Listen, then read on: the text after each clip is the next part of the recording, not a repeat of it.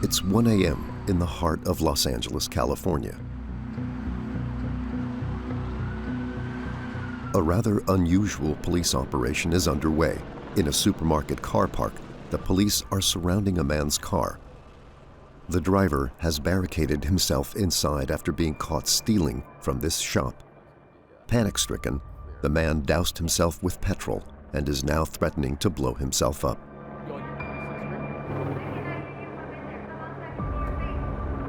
A threat that is not being taken lightly. The police are reluctant to intervene. Zak is a nighttime crime journalist. He knows a story like this will make the news. I think we can get it. You want us here or on the other side or what? I think just back up to that corner. Got it. Okay, cool. Thank you. Negotiations with the suspect began an hour ago. He is extremely agitated. Everyone fears he will follow through with his threat. The resulting explosion would be devastating. He's under the influence. So SWAT is going to be deploying tear gas into the vehicle. It sucks. Really bad. The Special Forces of the Los Angeles Police Department, SWAT, have just arrived as backup.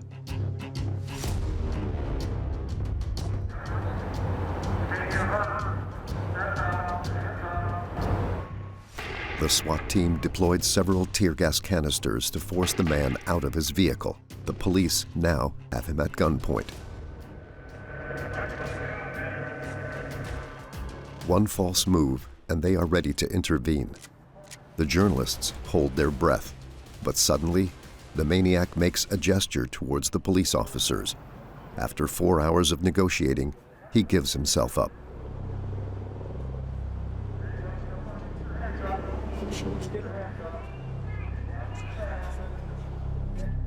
A remarkable story with a positive outcome. Zak is delighted. He is the only one with an inside scoop of the night. The fact that he gave up peacefully, I guess you could say, after all that is like really, really good. So it's an interesting story as far as him like pouring gas on the car and everything. This is just kind of another day in LA. Zak will sell this story to television channels for 600 euros. The footage will be aired within a few minutes. LAPD SWAT is in a standoff with a man who has barricaded himself inside of this SUV, but we do see the door open now. And every night, it's the same old story. Over 80 incidents are reported daily in the city of Los Angeles. Known as stringers, these American photojournalists hunt for the latest scandals. There are around 130 of these night crawlers in the United States, filming the most violent news stories. We're nothing more than... They drive around, hoping to feed the country's 60 or so news networks. The more sensational the footage, the more viewers it will attract. From fires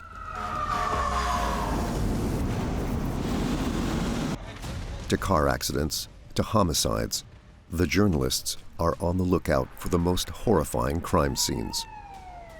Such is the case for Zak Holman, a well-known stringer in Los Angeles, a man willing to risk it all for the perfect shot. Are you kidding me? We got a guy with a gun out here. The cops have their shields and everything. I mean, it's super, super dangerous. Jamie is the only female stringer in California, and lately she's been trying to make her mark. Alone at night, the young woman roams the most squalid parts of the city. Can be said like we're vultures waiting for our prey, but It's an extremely dangerous occupation. The young woman risks her life every day. Her car is permanently equipped with a knife and a pepper spray gun. I've had people come up to my window and like try to get my window down to like get inside my car, go from there. But I also have pepper spray in my... Meanwhile, in Texas, Ken's day-to-day life is dominated by gunfire and shootings. In a state where weapons can be carried legally, homicides and shootings have become part of the furniture.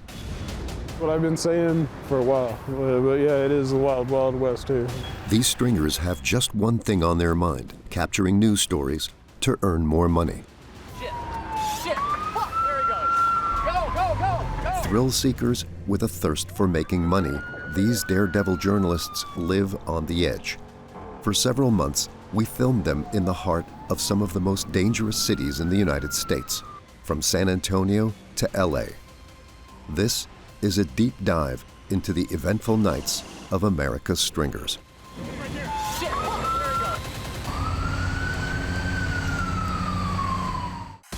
Los Angeles, the city of angels, the second largest city in the United States after New York, and the most populated, with 4 million inhabitants. Enjoying 320 days of sunshine per year, Los Angeles seems like the city of dreams. But by night, the legendary city unveils an uglier side.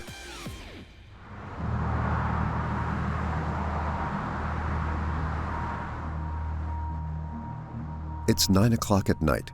In this secluded car park, one man is on the lookout. Zak, a freelance journalist, is off to work. 683, verify your code 6 on Obama inside the gated complex. His car doubles up as an ultra-connected office. Tuned into all the police and emergency frequencies of the city, he doesn't miss a single radio call. It is legal in Los Angeles.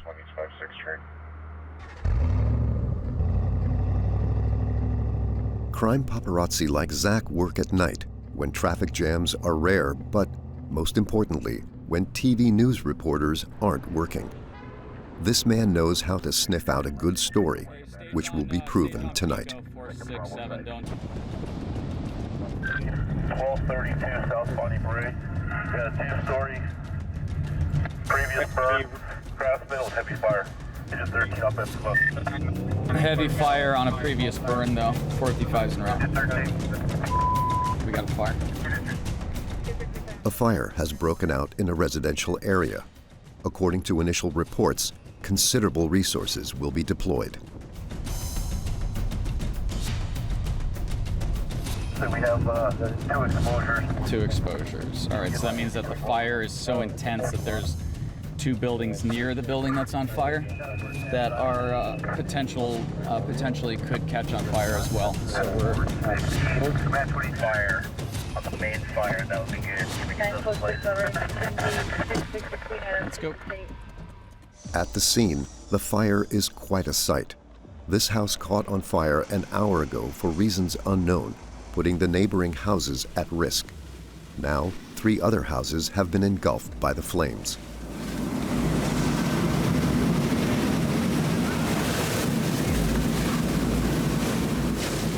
The firefighters are ready for action. Around 20 have been called in. You can see where the fire actually got up under the eaves here and started taking this off, and then we had the house on the other side with the elderly people in it, which is like not a good thing. Zak knows that a fire like this will be popular with news channels as long as there are lots of flames. The brighter the flames burn, the more money the footage will earn.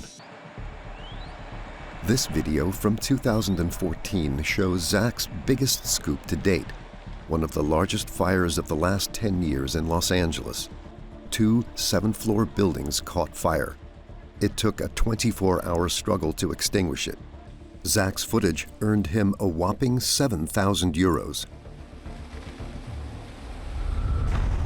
Even tonight, the journalist is taking all the risks and gets within 5 meters of the flames to ensure he obtains the most dramatic coverage. The danger is real. He is concerned about the fate of the nearest neighbor. Sam, are you okay? Is anybody in there?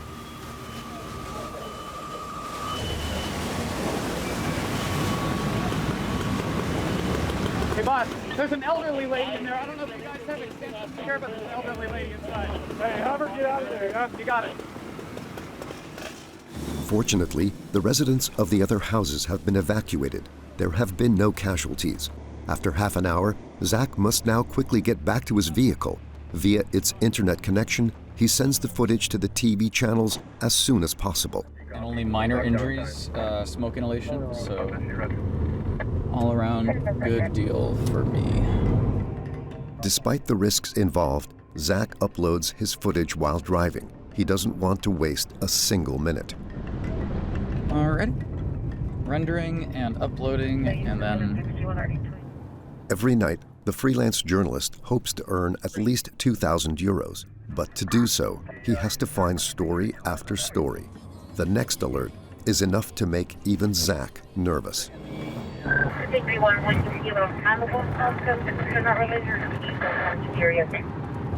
A car chase has just begun following the theft of a vehicle. We're gonna try and head him off at Central. Zak has to successfully be one step ahead of the fugitives in order to capture footage of this wild chase. Derek Bell is in Sky 5 HD, a very dangerous police pursuit underway. Derek. In Los Angeles, not a day goes by without the police having to chase down a car. These reckless drivers are often thieves attempting to evade arrest. Oh, come on.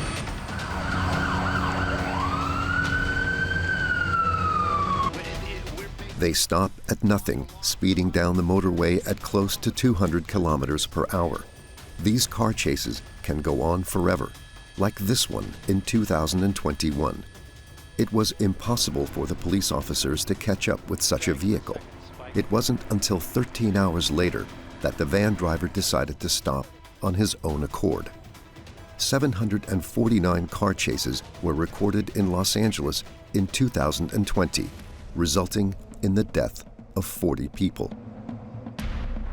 Everyone is hoping to avoid such tragic deaths this evening. 4 police cars and a helicopter are chasing the stolen pickup truck. He's still in those left lanes, so not showing signs of getting off here. Zak knows that he will be able to sell this story, but the TV channels have a very particular requirement, that the footage includes the car being pursued by the police. In technical jargon, this is known as the passing shot. I'm gonna get the passing shot, and then if you could get jump on the freeway and then jump into the pursuit. They're switching to Central. Hang on, Barbara. I'm sorry. We're trying to get this. To manage this, Zak relies on an ally, his employee. A few meters ahead in this vehicle is Jack. He's in constant contact with his boss. 455, are you rolling this? Yeah, I'm just gonna come by. Jack tries to join the chase to follow them. 467 responding to the 101 north at Los Angeles for a possible auto hit on the freeway.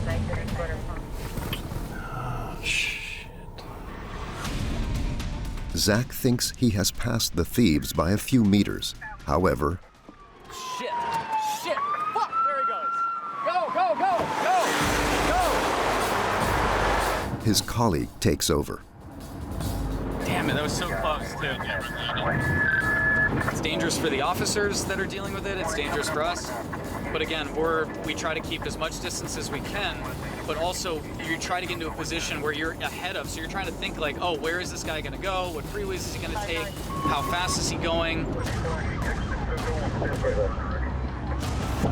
Between journalists, police officers, and fugitives, the pursuit has been very much back and forth. It's been over an hour since the chase began. If he doesn't manage to film this passing shot, the evening will have been wasted. So we'll set up over here. Zak therefore draws up a strategy. So we're the red dot right there. Our suspect is on the 110 and he's heading northbound toward us right now. Jack is set up right here at the 105 and we're right here in downtown, like on the side of the freeway. So if he continues where we think he's gonna go, then we're guaranteed to get a passing shot. Updated location. 110 passing Vernon. Copy that. All right, he's coming. This time, Zak is sure not to miss the passing shot. All right, here he comes.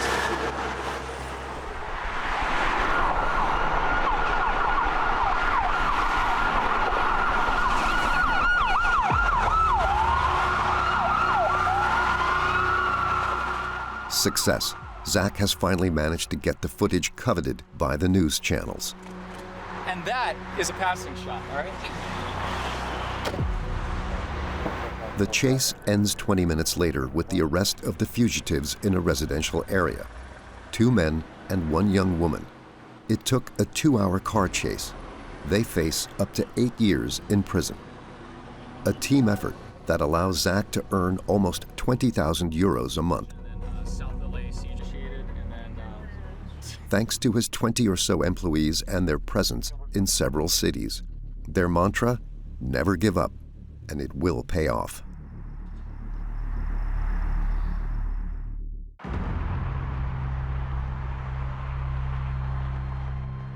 Over on the east side of LA, Jack's persistence this evening is about to lead to an incredible scoop.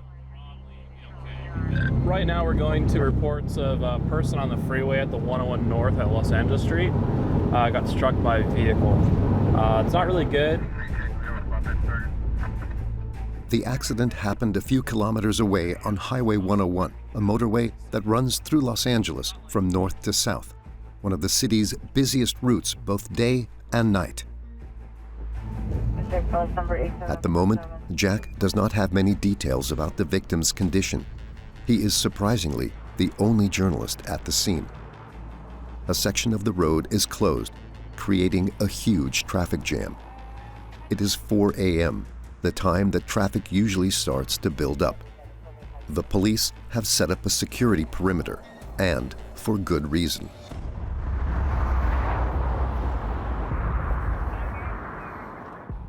In the distance, fragments of body parts are scattered across the motorway. Several cars drove over the victim without stopping, which will make for shocking footage.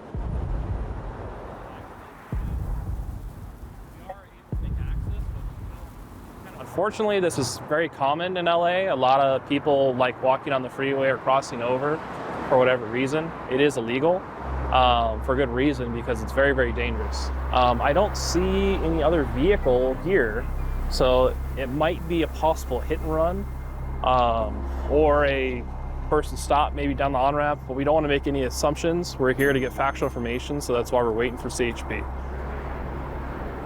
Jack's gut feeling tells him that this isn't just a simple pedestrian accident. He decided to wait until the investigating police officer was willing to answer some questions. And this is where the story took a completely different turn. What call you guys got? I'm gonna ask if it's a hit and run. Do you know if it's a hit and run or not? The vehicle stopped? I'll tell you what it is. That way you Okay. gotta walk the scene. They did, okay. Okay, so once they started inquiring what had occurred, they determined that actually she fell out of a party bus. So the story is basically someone fell out of a party bus having a good time and they just fell on the freeway. It's not what we thought. So this is a big story now. The minibus in question is just a few meters away off the motorway. A van that can hold around 10 people. A family had rented it to celebrate a birthday. This is the face of the victim, a 29-year-old woman, mother of 5. For some unexplained reason, she fell from the bus. The investigation is ongoing, a tragic loss of life that has left her loved ones inconsolable. They were interviewed by the media a few hours later. She fell out of the door, correct, out of the party bus door. She was dancing and she tripped. I guess she was backing up and she tripped on something, and I don't know how the door opened. No one knows how the door opened. The door shouldn't have opened up. The way Jack will sell his report for 300 euros to every TV network in Los Angeles. This fee went up to 2,000 euros that evening. This is definitely a good night for me, getting a lot of hits on the story. That's the goal. We did kind of have earlier tonight, chasing her tail is going to a lot of stuff that didn't turn out to be anything, but that's the nature of the business. This sensational expose will even be aired the following day by the biggest television channels in the United States. Being able to make a tidy sum in a matter of hours is what attracts certain Americans to get into this line of work. In the City of Angels, there are around 20 stringers willing to spend their nights on the search for every accident and homicide. And now, a new, rather surprising generation of them is emerging.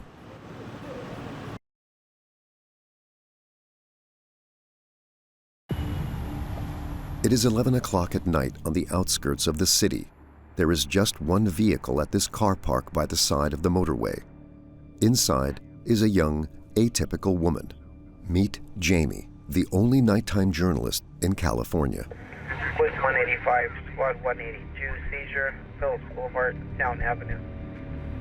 Just 22 years old, this journalism student embarked on a career in the world of nighttime reporting just 2 years ago. She is a freelancer. Can be said like we're vultures waiting for our prey, but we never really hope bad things happen to people. That's not our job. We're just here when they do happen to show them. But spending the nights in the sleaziest parts of the city does not come without its danger. She risks her life on every job. She has an entire arsenal in the boot of her car, including a bulletproof jacket and clothing to protect against fire.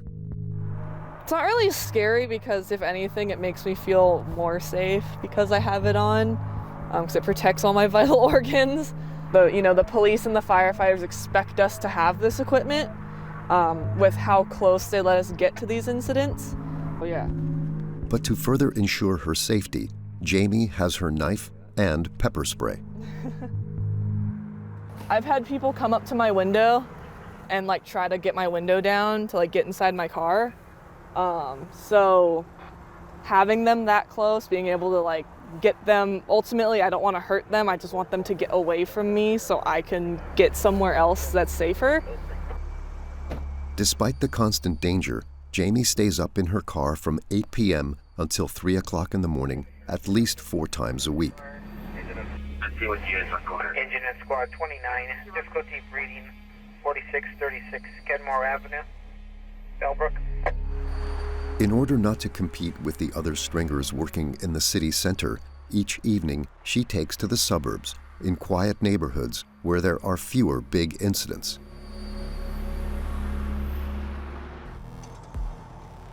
Tonight, Jamie hopes to pocket at least 300 euros, the price of one new story. But patience is key. The young woman spends hours tirelessly listening to radio calls. 61 Adam, response code 361 Adam. At 1 a.m., an alert catches her attention. Additional informant stating person self-extricated with no other persons trapped, nothing on fire. There has been a car accident. The vehicle has flipped onto its roof. Oh, he took out the tree too. That's unfortunate. It cannot be denied that accidents are commonplace here.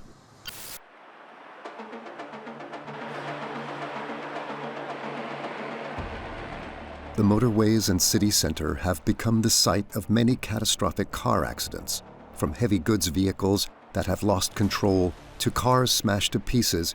55,000 accidents occur each year in Los Angeles and its suburbs. That's 150 per day on average. Staggering figures. There are numerous causes, including speeding, mobile phones at the wheel, and carelessness. American motorways are teeming with reckless drivers. More than enough to give an ongoing supply of footage to the news channels. The coroner was just here to remove the body of that man that was killed in the crash. Here you can see. In 2020, the country recorded 289 road fatalities.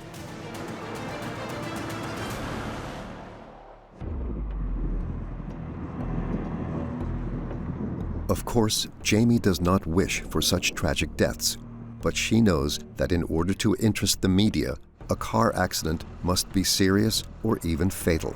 The car is on its roof, completely written off. The driver lost control while speeding. He then crashed into the traffic barrier and ended up here. The driver was able to get himself out of the vehicle and survived unscathed. A blessing for him, but not for Jamie. This crash is not that bad compared to some of the stuff that we've seen. It's non-injury, which is good because that means no one was hurt. But for the news networks, they want the more messed up cars than what this one is. So, well, we filmed it, but we're not going to send it. Not scandalous enough, This footage will not be sold to the media. This is one of the many difficulties of a career in crime journalism, having to thrive on the misfortunes of fellow citizens. Meanwhile, tonight, Jamie won't be making any money. It's hard to make a name for oneself in the hideous world of stringers. In Los Angeles, unknown victims don't always appeal to news channels. But when celebrities are at the heart of a violent news story, it's guaranteed to be a hit.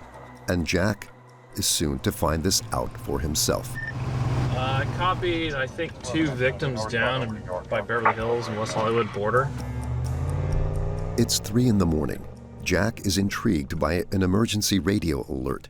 A shooting has just occurred in an upmarket area of the city.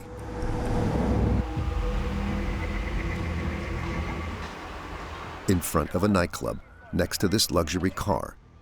This is what some witnesses filmed an hour ago. For some reason, an altercation took place by the Ferrari. 10 shots were fired. 1 man fell down, wounded. Jack is the only journalist at the scene. The journalist senses that this incident will make for a juicy story. Another tip-off makes him rush off. So we got another possible victim that drove away from the scene. Connection, the 2 shooting? They're together, yeah. So they probably got in their car and drove away and bled out.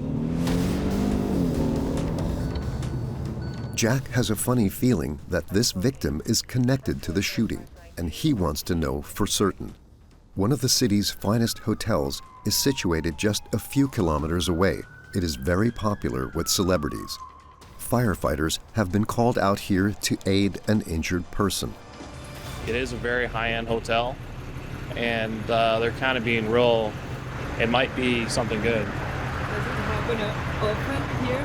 Not often. This area is not known for shootings. Suddenly, the firefighters come out with the victim.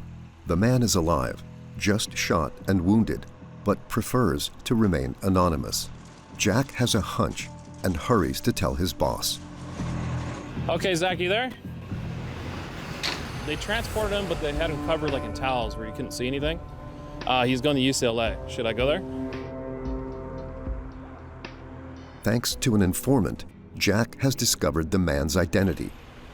He is a very famous rapper, Kodak Black, an artist with a bad reputation. He has already been convicted for possession of firearms. Jack knows that he has an incredible story. A music star has been shot. The television channels are going to love it. This is going to be a global story for sure. So it's like you are going to be able to sell it everywhere. We'll see, but it's going to be a big story. Zach is back at the scene of the crime. He cut his night short to not miss any of this huge story. Come here when you get a second. When you're not recording, we've got a bullet hole in the back of the Ferrari. I don't know if you saw that. Because they are about to find out something that will hit the headlines. And the person behind the private party at this ultra-exclusive nightclub was none other than world-famous star Justin Bieber. As the guests come out, the situation rapidly gets out of hand. Next to the Ferrari, the man shot in the leg is the rapper Kodak Black. 4 people were injured in total. The 2 journalists celebrate their success. They are the only ones who have the inside scoop that will make headlines around the world. The fact that Jack caught it and got what he got, that's huge. The fact that no one else was here, that's big. It makes it kind of difficult, but a story like this, it'll be everywhere. Zach and Jack have struck gold with this story. Thanks early. Good job. All right. Nearly 6,000 euros. That's 3 times more than a regular evening. 2,000 kilometers away in the suburbs of San Antonio in Texas, a state where violent crime has surged over the last few months. There were more than 300 gun deaths, in 2021. Gunfire and tragedy. The 17-year-old responsible for shooting his friend in the head. Roger. 4 people were shot. One of those people has died. He tried carjacking a woman and then he shot her in the face.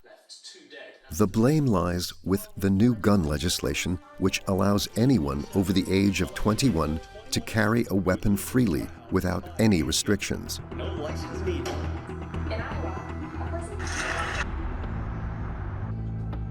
A blessing for all the armories in Texas that saw a record number of sales in 2021, and for crime journalists like Ken. Every evening, he prepares for the worst. Just to feel a little bit safer out there, I'm gonna wear mine out there tonight. Since 2019, this former sound engineer turned crime journalist goes out every night searching for the latest scoop.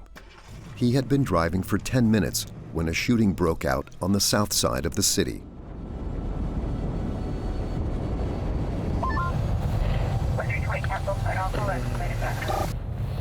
Don't know many details on it. I just heard it's next to an IHOP restaurant. Initial reports indicate that paramedics are already at the scene. A man is reportedly seriously injured. Ken hasn't got a minute to lose. I'm gonna try to get there as quick as possible. Anytime somebody gets shot in town, it's on the news. I want to try to catch the EMS if the guy's hurt.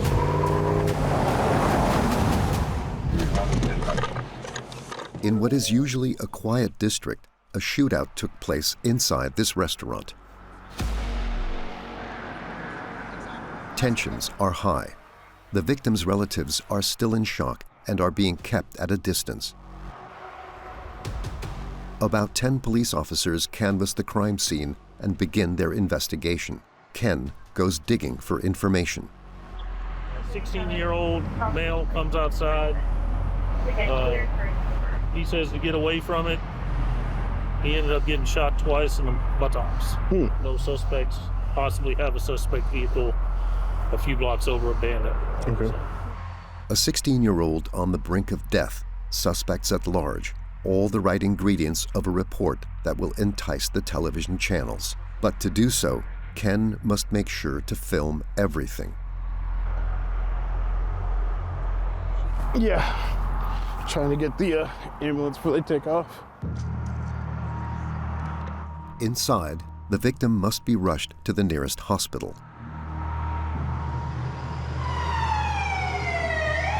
Shootings happen everywhere in Texas. Restaurants, bars, in front of hotels, outside of hotels. If you can think of a place where somebody can get shot, somebody can get shot there. So, what I've been saying for a while. But yeah, it is the wild, wild west too.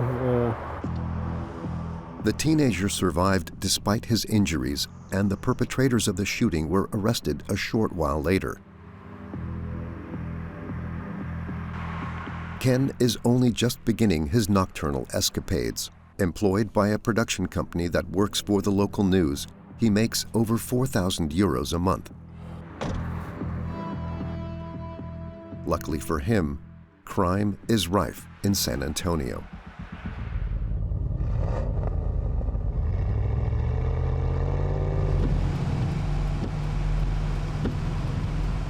A few moments later, Ken heads to a brutal crime scene.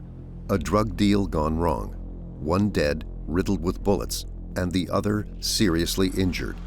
Sadly, tonight is just like every other night in this crime-ridden Texas city. I pretty much go to at least one or two shootings a night. The most I've been to in one night was 6 in one night. Happens quite often. Too many guns in Texas. Guns have taken the entire country by storm. Not a single state is spared from these shootings, which is an advantage for our West Coast stringers.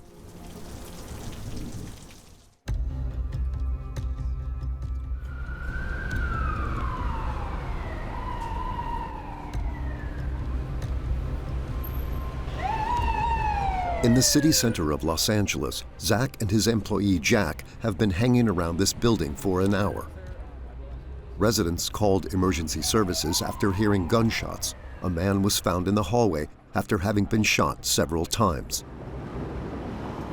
So yeah, we had a male who was shot up on the 11th floor. He was shot in the neck. He's not in good condition right now, but that's all we have stuff in this area. But normally to see them in a high-rise like this is pretty uncommon. Gang warfare, or simply a case of score settling, no one yet knows the reason for this shooting. But what's most concerning is that the police officers don't know if the shooter is still in the building. Is there anybody here that would be able to talk to us? There's the detective. Oh, the detectives are here. Yeah. Okay.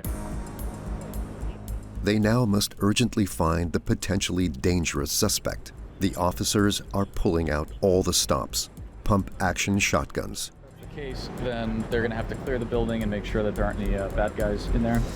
The fact that they grabbed that equipment, now there's reason to believe we might have somebody in the building. So that kind of changes the dynamic just a little bit.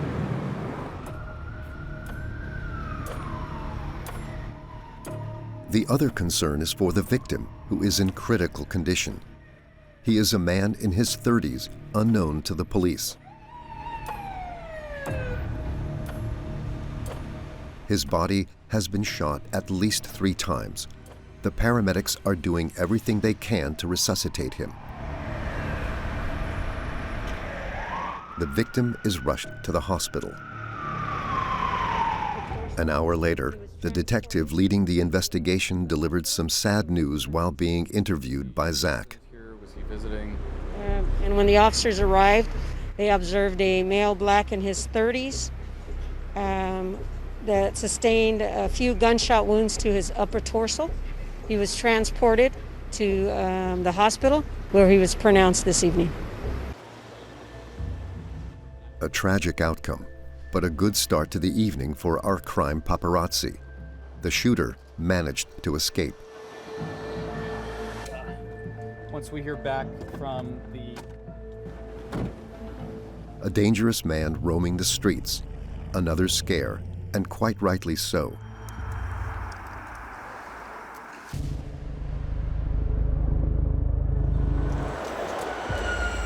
Bixel.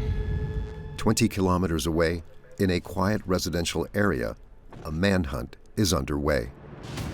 Yeah, come up, Bixel. You're good to come up, Bixel. We're code 6. He's mid-block. I think he just ran into the... In the police force, a code 6 means that a suspect is being actively pursued. A man was spotted in the street on a scooter with a gun in his hand. He could kill a passerby at any given moment. The police are searching for him, as are the helicopters. An unprecedented situation that is making Zak stressed. Are you kidding me? We got a guy with a gun out here. The cops have their shields and everything. I mean, it's, yeah, it's super, super dangerous. The journalist is on guard. He knows that he too is putting his life in danger. The suspect could come out of nowhere and attack him. Witnesses believe that the man is hiding in a car park. The police officers have blocked the exits. They gradually approach the suspect, who could shoot at them at any moment.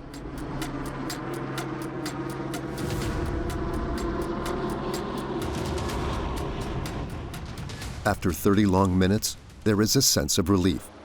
The man is finally arrested, but one thing still remains unknown. Where is the weapon? A few meters away, Jack follows another team of police officers. It's up to them to locate the gun. It looks like he possibly ditched the gun, so they're searching all the perimeter and the bushes and the fence line for a weapon. So it's pretty common. He'll walk away and try and stash the gun, so then there's no evidence of a gun. Jack is in dire need of footage of the weapon, or else his report is unlikely to be sold. After a few minutes, the pistol is finally found in a bush. Jack filmed everything. Fortunately, this resolved in a positive way. No one was hurt, and all officers and the suspects are accounted for and okay.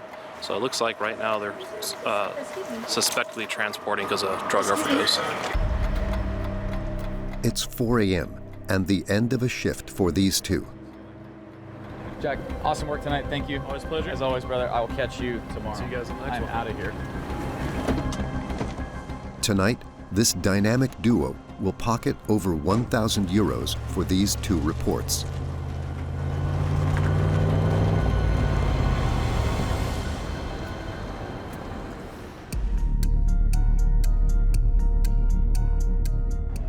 Firearms are a serious problem in the United States. The country even holds the record for mass shootings, spree killings in which the shooters have only one goal: to kill as many innocent people as possible. They often take place in California. Like in 2021, when 4 people were murdered, including 1 child. Or here, where 8 people died as a result of gunshot wounds. One of the deadliest killings took place in 2015. 14 people lost their lives and 21 were injured in a shootout at a corporate event.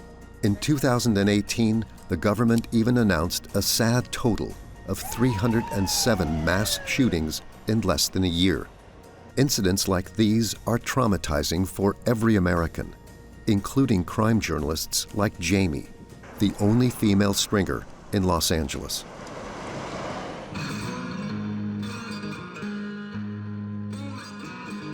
In this California desert, a special kind of training session is underway. I'll put these pretty close. Jamie regularly comes here with friends for target practice. Anything particular I need to know before shooting? Don't kill us. Ready?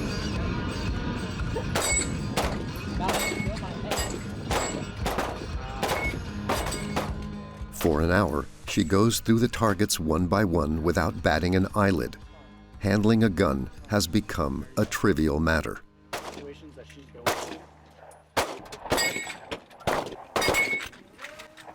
Unlike Texas, Jamie is not permitted to carry a gun in Los Angeles. She just wants to know how to be able to use them. I think it's kind of important for me to know, just the safety stuff and how to be around guns if I'm going to be around police officers a lot. And in case, something were to happen where, something happened to a cop and there's a gun laying on the ground, I can make sure it's safe. The kind of attitude that reassures the police. Well, almost. Richard is a police officer, but also Jamie's boyfriend. He met her on the job when she was covering a shooting. Since then, he fears for her life. So I used to work in a really bad area of the county. I've had a lot of very scary experiences there, and that's part of her area that she works. And just having seen what happens there firsthand, and knowing that she could potentially be in the middle of it is a little worrisome. Having a boyfriend that's a cop definitely helps because he kind of understands if I'm upset about a scene or upset about something I saw. I mean, he's seen all of it too. Having this entourage gives Jamie some reassurance. Tonight, she'll be flirting with danger once again.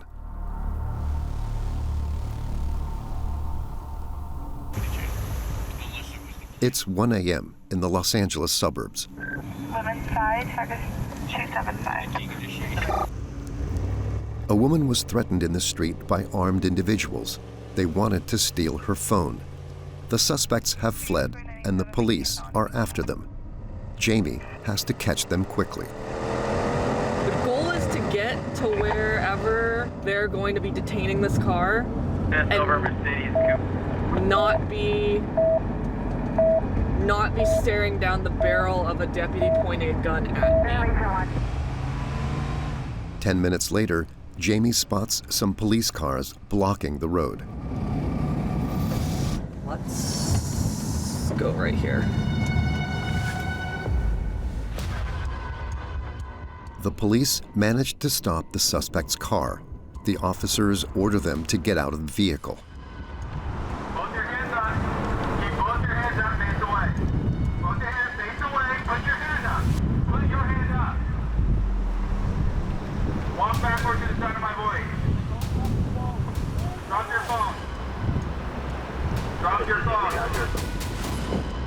The men in the car are armed. The situation could quickly spiral out of control. Jamie could be killed by a stray bullet.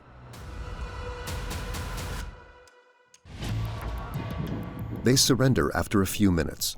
The suspects are 3 young people in their 20s who are visibly drunk. They made sure to hide the weapon. The police officers now must thoroughly search the vehicle. Jamie also eagerly awaits this weapon. Without it, her report will be worthless. They found a gun in the driver's seat. They put it in the back of a police car, and now they're just searching for anything else, any drugs, any more guns, any ammo, all of that. So it's a good story for you. Yeah. Jamie thinks she has a good story. Sadly, it won't interest the television channels, which prefer those of the competitors. Meanwhile, 2,000 kilometers away, it's 1 o'clock in the morning in San Antonio. In a car park on the outskirts of the city, Ken, the Texas stringer, is taking a break with his police officer friends. Right across the street, and I was like, "Rrr!" He hit the back of my car. I jumped out of the car to get my camera out. I had my camera out, and my battery was dead. And I was like, oh. Having a good relationship with the police departments is to me, it's a pretty big part of the job. I don't know how it is in other cities, but for me, it makes my job way easier. All right, guys. You guys have a safe night. Good to see you. All right. See you the next time. Don't hold you guys up. You guys have a good one. All right. Thanks. All right. Back to work.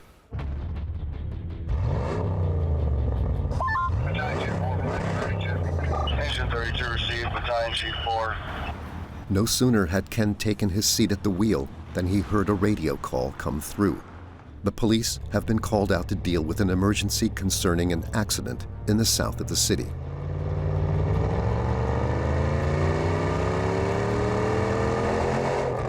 An extremely violent collision has just taken place on this street.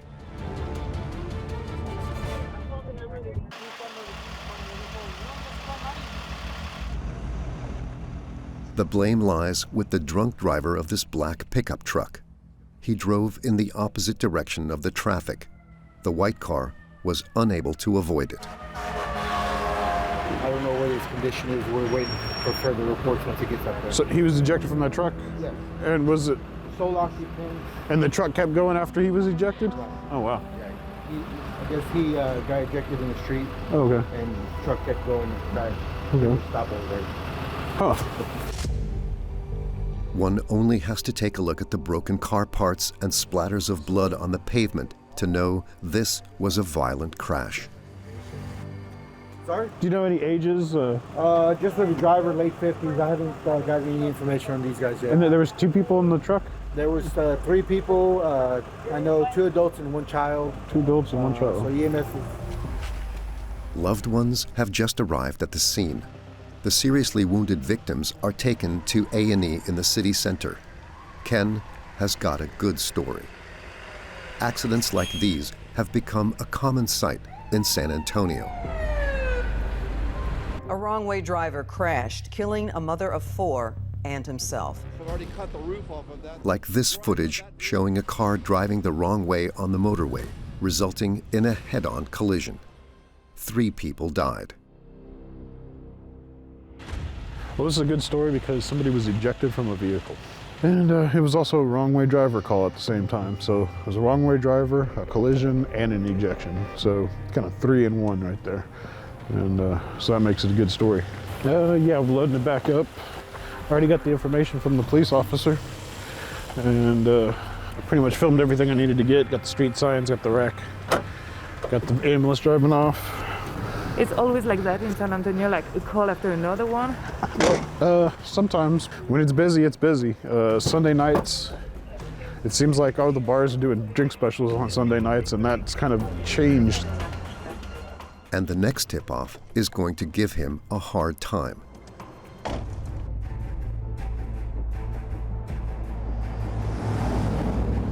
At 2 a.m., Ken rushes urgently to the city where a fire has broken out in someone's home. At the scene, the emergency services have already called for plenty of backup. More than 20 firefighters are on standby, while neighbors watch on in shock, worrying about the residents of the house who are still trapped in the flames. Ken is also worried, but for a completely different reason. Oh yeah, the other stereo company showed up to this. All the reporters of the city arrived at the scene within minutes to bring live coverage of the fire. When you see another stranger, you try to have better shot. Yeah, I try. Pressure is mounting for Ken, especially since he forgot to recharge his batteries. Monitor the battery died. Among the journalists. Everybody ready? Everybody? Is everybody okay? Everybody And amid the chaos, Ken struggles to stand out from the crowd. Tell us what happened out here. The residents, heavy fire and involvement. Initial crews found heavy fire and smoke, and later determined that we found an elderly female in the back bedroom. She is unfortunately deceased. The 67-year-old resident had been bedridden for the past few days and could not escape in time. Her husband was taken to intensive care, where he will remain in a coma for several days. Nothing for Ken to get upset about. Anytime somebody dies in a fire, that's pretty big news. This is going to be the story of the morning. Why? It'll be on all day too. So it'll be the morning show, the noon, and even at 5 o'clock, they'll probably be talking about this one. Despite the on-site investigations, the exact cause of the fire remains a mystery. It's 5 a.m. All the news channels of the city are going to open their show with this story. It's time for Ken to put his camera away and take a few hours rest before another night roaming the streets for a good story.